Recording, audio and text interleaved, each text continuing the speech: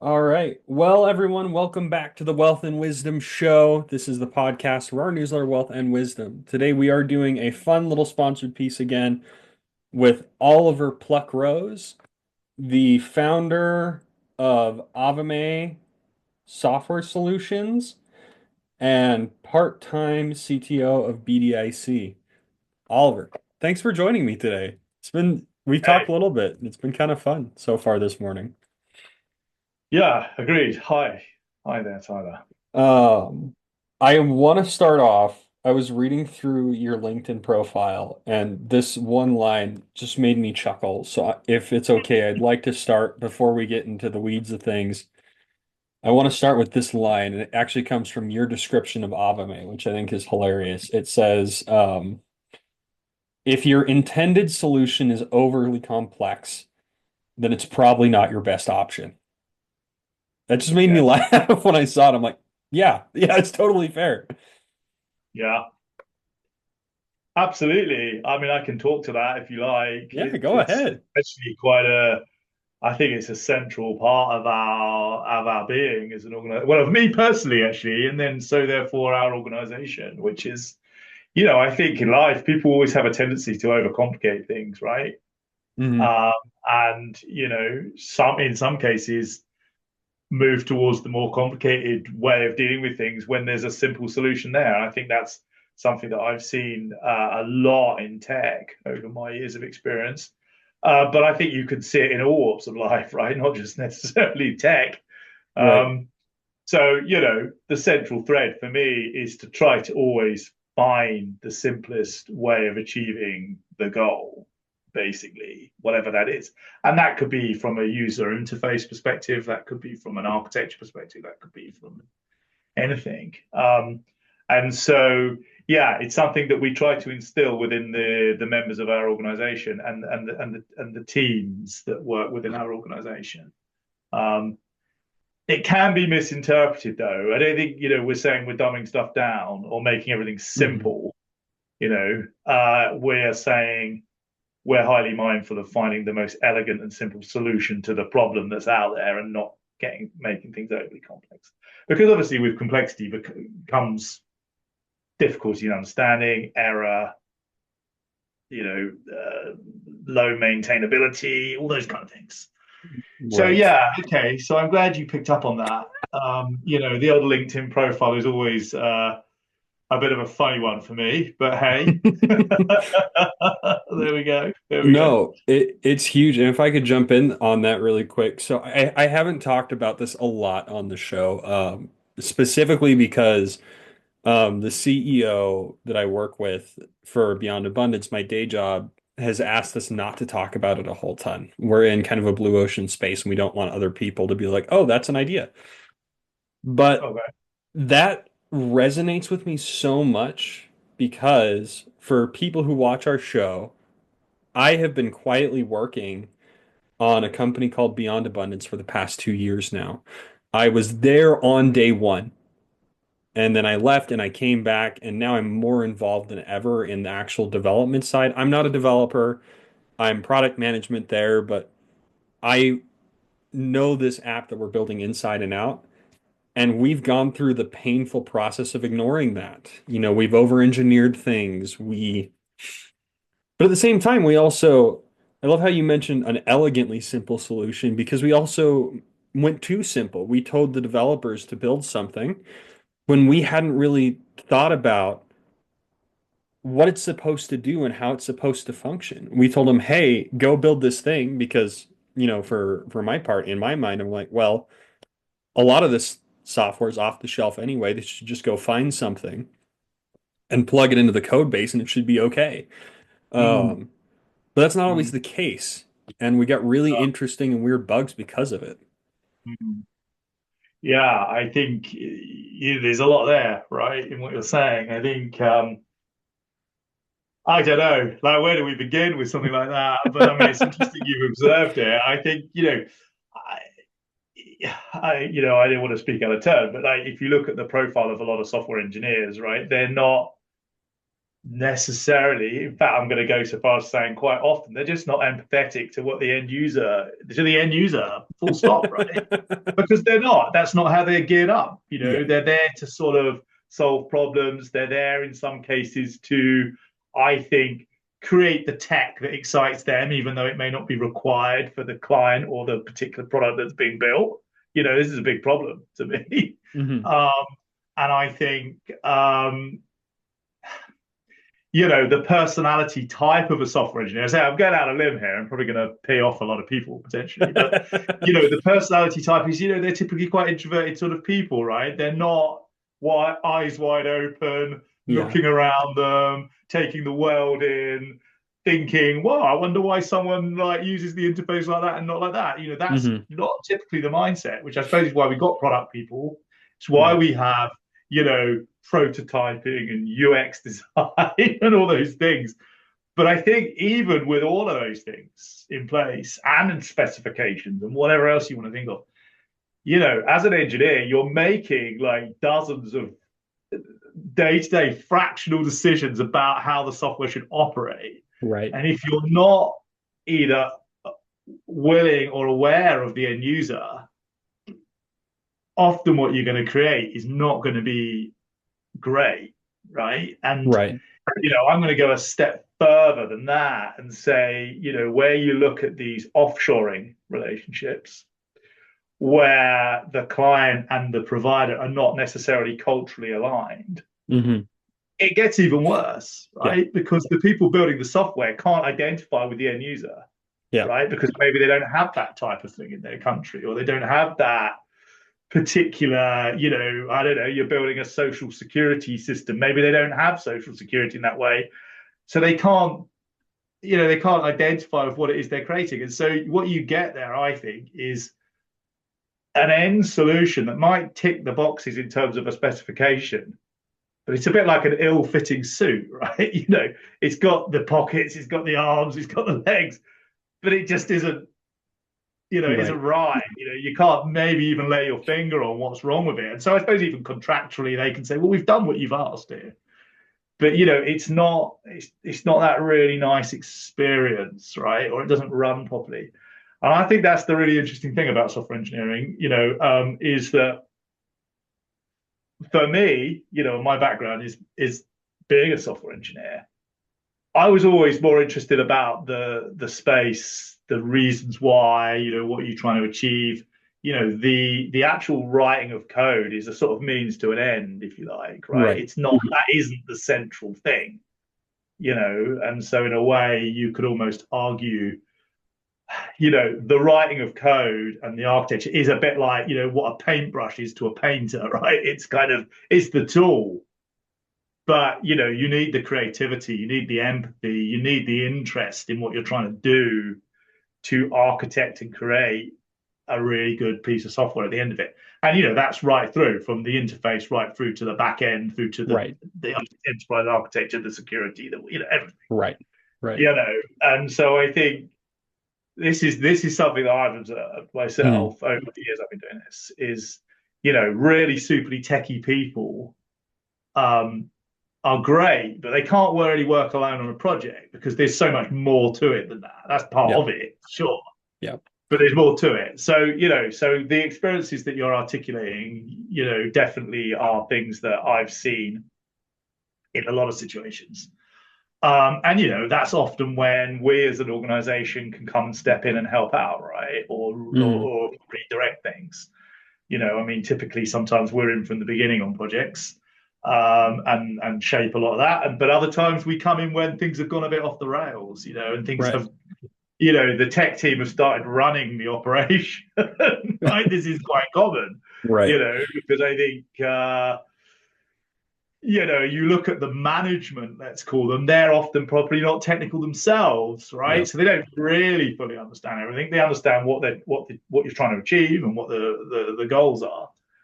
But the tech team can get a little bit like, well, they're going to start calling the shots and it's their show and they want to do it because it's more interesting for them to do it like Right. this. And I Right. think people could lose sight of the fact that this is always in a business context, right? Yeah. There's a bottom line, there are margins, there are reasons, there are it's not, well, it's not always, I mean, it can be a kind of what I would describe as a research piece or Yep. something that you might do within an institution. Like, Right. Right. it's fine if we take 20 years doing this thing because Right. we've got this funding and like there's no Yeah. commercial, but that's not the real world, is it? You know as well No. as I do. The real Yeah. world is there are budgets, there are Yeah. timelines, there are things, and they inform your decision making as well when it comes to software engineering, right? That's the other thing.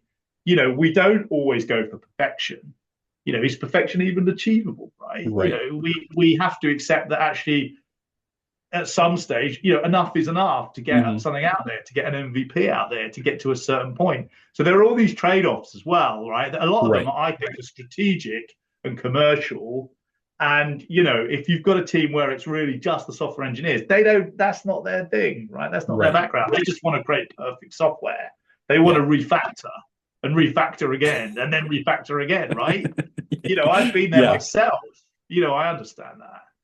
And actually, in the outside world, the third, fourth, fifth refactor just really don't add anything for anyone, right? Other than creating a beautiful textbook example of a piece of software, Right. you know. But so there's a lot to this, I think, in my Yeah. experience. Having spent, I don't know, whatever it is now, 26 years in this industry. But I started off as a software engineer, so I think I'm in a really nice position because I can see Hmm. both sides of it, Yeah. right? And I think I'm a good communicator, and I think that's the other thing that is often missing, right? Is the communication. Yeah. How do you understand who you're dealing with and get your messages across? So Hmm. yeah, there's so much to unpack here. I think Tyler, right, in terms of approach. Yeah. So yeah, it's not surprising these things, not surprising. If I can hop in on just that one point, I'm gonna connect this to two different places. One, like I said, I'm not a tech guy. I actually had a nervous breakdown in my Python classes, so I switched to accounting originally. Okay, Um, yeah. both my brothers are tech guys, but you know, not only was that my experience is exactly what you described, where our team here at Beyond Abundance is over in India, and they don't have the same understanding of what we're building as we do. One, because of the language barrier, but two, because, I can't imagine that there's a lot of people in India looking at, say, for example, being able to run a marathon over the course of a year. It's just a different world. Beyond Abundance is specifically in the self-improvement, self-help space, and that's really only big in like certain parts of the world. But also, connecting it to BDIC as well, I think your point of like, you know, the tech team running the company, the monkeys running the zoo, basically. Um, that has been the fundamental flaw of the crypto and Web3 industry, I feel like, since Mm-hmm. its inception. You know, I'm Mm-hmm. I'm not an expert by any means. I've only been in this now. Let's see, I started researching and writing about crypto about a year and a half ago. Mm-hmm. But it became very, very clear to me, especially as I just finished a different research project for the Global Council on Crypto Taxation, that it's been nothing but hype. It's been teams coming together and saying, well, we're going to build the most beautiful decentralized whatever. And they haven't really done the art part that you talked about, where they took a step back and said, okay, well, first off, are people actually going to care that we added all this elegance? Does the elegance even work? You know, if we refactor this thing again, is it going to have a whole bunch of new interesting bugs that we didn't think about before? And then Yeah. finally, that unfortunately, where the rubber hits the road for a lot of these things is, do people even want to buy it? When a lot of my, Yes. Yeah, I um, think that's go right. ahead. I think that's right. I agree. I agree. I mean, look, I think within the blockchain space, there's obviously some superly clever people. There's some superly amazing tech. It's a really interesting environment. That's definitely true. But I guess yes, on the fringes or in some areas, there is over complexity again, right? There's complexity for the sake of complexity. There's a kind of a bit of a bubble, or there was a bit of a bubble around it. I suppose now we're in the AI bubble, but go back a bit, we're in the blockchain bubble. Everybody wanted to say, this was a classic thing. Everyone I met who was looking to start something or do something new wanted to somehow connect it to the blockchain, right? And Right. wanted to have the blockchain as part of the solution, when clearly it was just entirely the wrong medium to be using. Let's evidence that on the blockchain. Let's evidence that I've hired you on the blockchain. It's like, Right. well, why? I think, everybody was trying to fit the blockchain to whatever their startup was or whatever their project was. Mm. Now it's the same with AI, isn't it? Of course, everybody wants to shoehorn in some form of AI. Mm. We're having the same conversations. Almost everybody I speak to about new project engagement, startup work, is they've got their idea, and you think, yeah, that's kind of cool. But yeah, what's the AI element going to be? And I mean, that's all down to then because Right. of the funding, right? Isn't it? And the Yes. investment, you know. So there's a whole thing there. So yeah, I think it's you can see it everywhere. You can see over complexity everywhere. You Yeah. can see people losing sight of what the objective is, which ultimately, if you want to be really crude about it, is to probably set something up and make money, right? Is Yeah. the absolute common denominator of a commercial organization. Um, and when that is the ultimate goal, state or otherwise, you need to approach things a bit differently. But look, yeah, there's loads of very, very cool tech in blockchain for sure. But there is stuff where maybe it's tech for tech's sake. I suppose the origins of blockchain were a little bit like that. And I mean, I can't be down on that because a lot of the stuff that we enjoy today obviously started off as very speculative, Right. R&D that people were doing because they just love tech. They love, they're bright people. They love maths. They love, Yeah. and then they find a use in the real world. I mean, we see that in non-software world, don't we? With discovery of chemicals or discovery of anything. Oh, I've discovered this thing, but like we don't really know what the point of it is. And then suddenly someone finds a point and it's worth billions of, Right. dollars, pounds, whatever. So, I think this is happening everywhere. So for me, it still comes down to that fact of, trying to keep it as simple as you can for the problem you're trying to solve, really. No, yeah. And also for your consumer, because if they don't understand it, they're not going to use it, right? Are For they? sure. So yeah, and I mean, I suppose that's also where the BDIC project comes in a bit, is that we're trying to offer a service in the most simple way to a user that has digital assets, but is not a big digital asset user, right? That's the other thing. Right. These people aren't like traders or big time people in that space. This is saying, well, you know, all of us have, well, not all of us, but a growing populace of us have some kind of digital assets that we look after, right? At a Right. relatively small level. And we want to protect those people with the insurance. Mhm. So even within this project, although it's kind of in that space, the whole mantra has been to try and keep it as focused and simple as possible, because our end user, and they're not, they're like, I don't know, like I don't know, your mum, your dad, your whatever, I don't know, Right. they're not, um, I can't think of the word, power users of whatever Yeah. of No, these kind of yeah. things, Yeah. at the end. Um, so, that's what, myself and my team were brought in to work on with Jeff at BDIC. And as I say, and that's the approach we take with all of our engagements, right? It's about, breaking down the idea, understanding the idea, the product part of it, and then trying to build out from that, the appropriate solution, technically and in terms of the kind of usability flow Right. of it, No, yeah. really.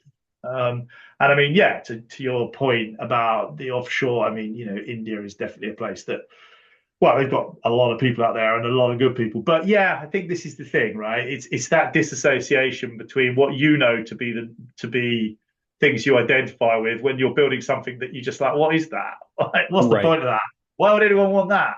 I just think Right. I just think that makes it quite hard then Yeah. to make those small engineering decisions that everybody needs to make at any level. And then I think things can get harder from there. So I think what I tend to see is that the client ends up kind of micromanaging the process and having to become semi-technical themselves to step in and Right. try and get some rationality. And I think the overall thing is you go into something where I suppose ultimately you're looking for a cheaper way to get your tech delivered, and in some cases, at the end of it, it has cost you more because it's taken you longer. You've been round in more circles, and in that time, you've Right. lost your hair, you've gone grey, and you're just, you know, I mean, literally. I mean, this is another thing about Avamae is we pick up quite a lot of work in the UK from orgs who have already tried this route, right? And they've literally just come to the end of the road, Right. and then we come Right.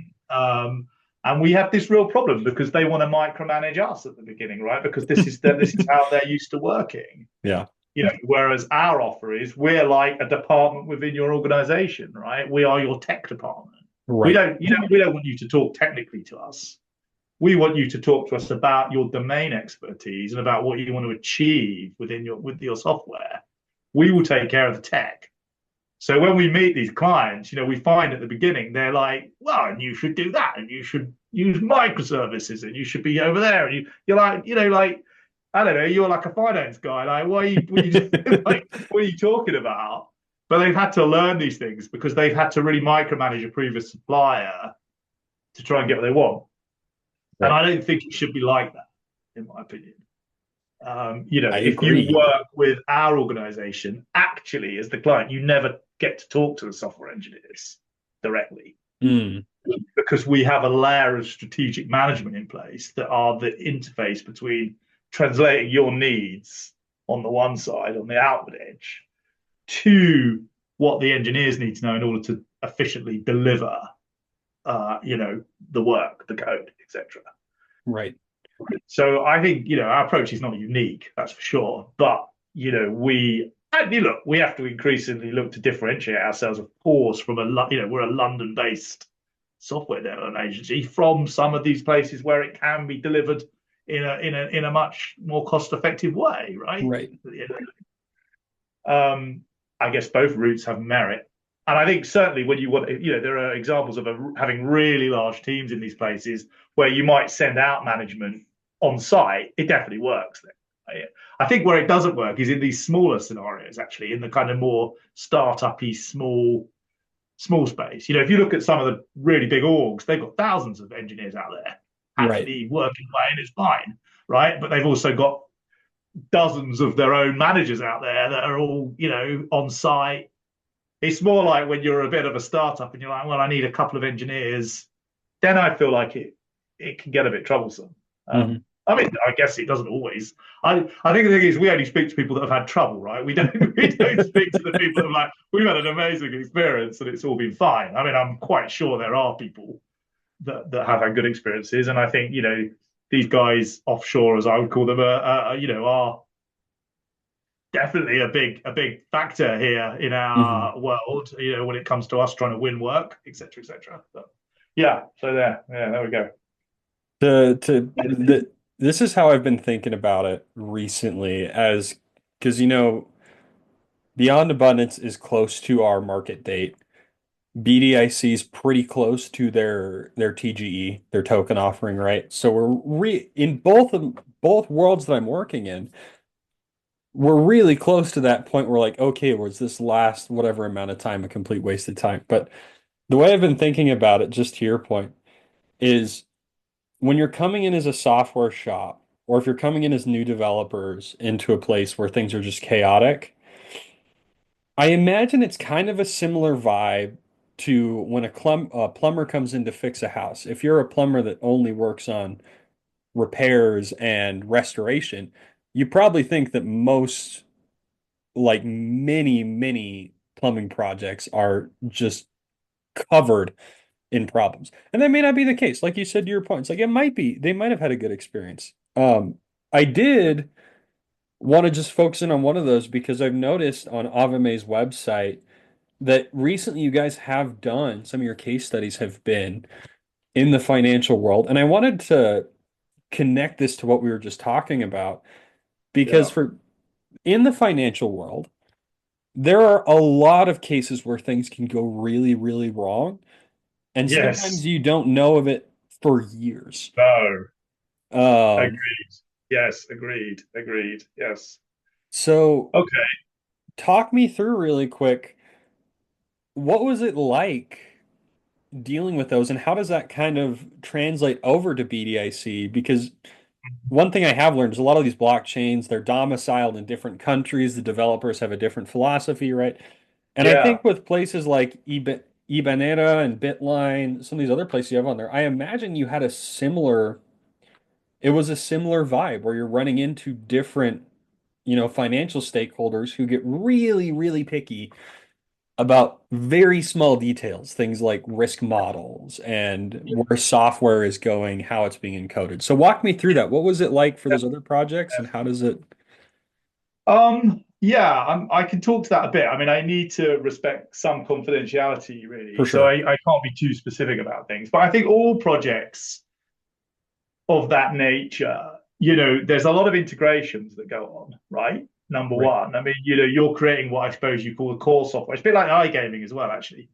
You know, you have to integrate with a lot of different providers of different levels of, I don't know, quality is not the right word, but they all have different approaches to documentation, to onboarding, to even simple things like authentication to their platform. Is so there's a lot of moving parts there to navigate and to work with. And you've got to have the tenacity to be able to do that. I mean, that's always another big thing for me. It's a bit like, well, if we're trying to integrate with someone and they're and like, in my heart, I know it's kind of with them. I still want to take ownership of that, right? I want to push through. I want to find out what's going on. I want to, you know, step in and remove any blockages. So I think on these fintech projects, there are a lot of third party integrations involved, and you need to navigate that. There's a lot of compliance, obviously, because each of those providers has their own level of compliance, and you need to obviously stay within the levels of compliance. You need to stay within whatever the contractual terms are. I mean, this is another thing, as I say, without getting into huge detail. You might find a provider that offers you an API set that has a whole load of functionality.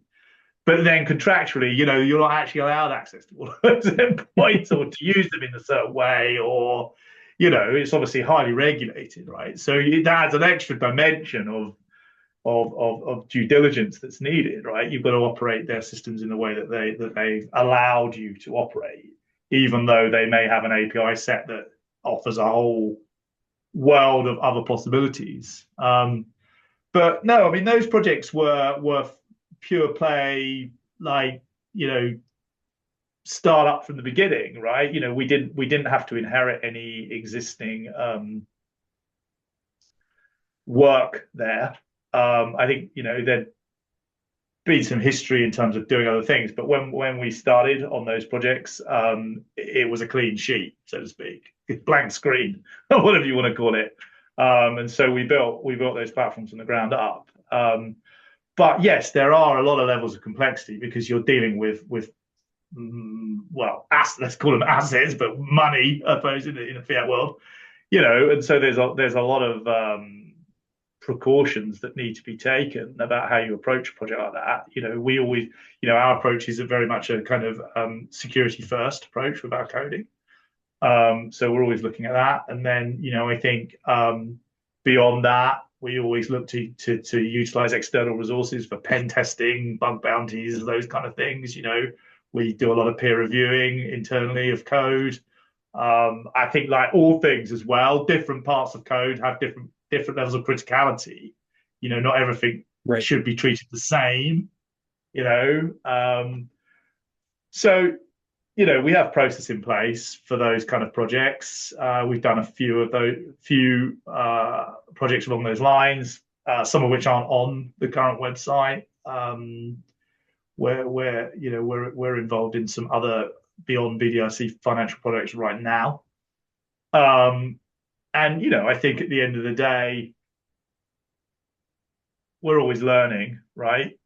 As well as an organization, we are specifically not in one sector, which plays back, I guess, to me, and the fact that what excites me most is learning about a new sector and like what it's like, wow, I didn't realize people did that. you know, Hmm. that's what I find really interesting. So, we've never kind of said, oh, look, we're just going to be in finance, or we're just going to be in iGaming, or we're just going to be in kind of prop tech, or all the techs that people use, because actually you can bring experience from like one sector into another. I think ultimately when you're building software as well, I think it's kind of almost sector agnostic to it. Well, it is at its core, right? Right. you know, so yeah. So as an organization, we want to work in different sectors. I mean, I don't know. We've got quite into all sorts of areas that just things came our way when we got involved.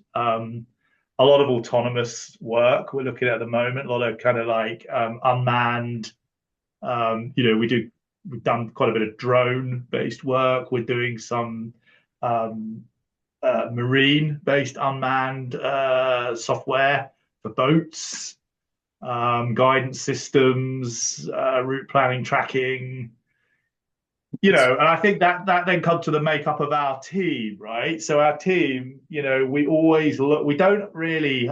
Again, this might be controversial, and I maybe not giving the game away, but we don't typically hire people that have got that kind of graduate software engineering background. We like to hire more maths and physics type people, real critical thinkers, people that have Hmm. got a really strong understanding of maths, that then have moved into software. So that means that when it comes to things like, okay, we want to create, like a guidance system or a route planning system, heavily mathematical things, we've got people within our team that are very happy with those concepts, right? Um, and so we're always looking for work that stretches them in that regard. So it plays back to that idea that the software's, the coding's the tool, right? The real fun is the maths and working out the solution and the approach, and then it's almost like, well, then creating the code is the secondary piece, right? Um, Right. but yeah, within those projects, yes, of course, it's finance, right? You've got to be very careful about how things are put together, and we worked on those projects over 3 or 4 years, I think, ultimately, to get them to the place that they needed to be got to, and then gracefully handed over to in-house teams there. Um, but yeah, ever interesting, and a lot of interesting things along the way, but things that probably can't go into on this podcast right now. But yeah, No uh, worries. We are actually pretty close to ending our time right now. We're getting pretty close to that 40-minute mark. So, but I mean, that was a really, I got to be honest, it was a good closing remark, I think, where you were talking about like the level, I can tell by just talking to you, the level of care and specifically competence you look for makes you a fantastic partner, not only for BDIC, but anyone else who would want to jump on and use Avamae I don't think as so. that's what it sounds like. I mean, to quote, and I know people hate this because they think Wall Street is evil, and there's reasons for that. Um, it reminds me a lot of, when I was in school, I heard a lot that the people who got hired by the Morgan Stanleys, the JP Morgans, the quant level guys, they weren't finance guys. They were rocket engineers and mathematicians and physicists because they are just more detailed. Um, Agreed. Oliver, 100%. you have been a treasure. It's been so fun to talk with you. I'm gonna have to have you back on when we're not, Yeah, you I feel like know, we've got a lot more that we could talk oh, about. way more, Sure. We're gonna have you back on at some point. I'll find another time for you to get back on Oh, fine. the Wealth and Wisdom show so we can just ramble about tech. Let me know. But Yeah, it's a pleasure.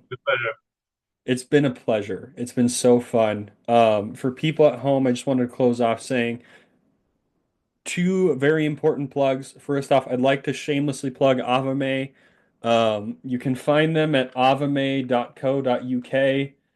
They are a software development shop that does some really fun and interesting projects. I haven't read through all the case studies yet, but if you're looking for that, and you guys do international, it's not just Europe Yeah, and US. no, absolutely. In fact, we want to grow our US. We're in Mhm. Canada a little bit, but in the US a bit, obviously with BDIC and a few other things. We're looking to grow that side a bit more. So no, we're 100% open to any English speaking, I guess, folk, right? Yeah. Perfect. So yeah, watchers at home, if you're looking for a software product, give Avame a shout out. Go take a look at them. I'm serious. Like looking at just a little bit I've done, it's been really fun. Also, as a reminder, BDIC is going to be coming out with their token very soon. I don't have dates yet, so I'm going to be kind of cagey on that. But you will definitely, for people who are watching, you will definitely know when it happens. We will be talking about it here. I'll probably have Jeff back on to ramble on it as well. Um, Oliver, thank you so much for giving me your time this morning. Looking forward to talking to you in the future.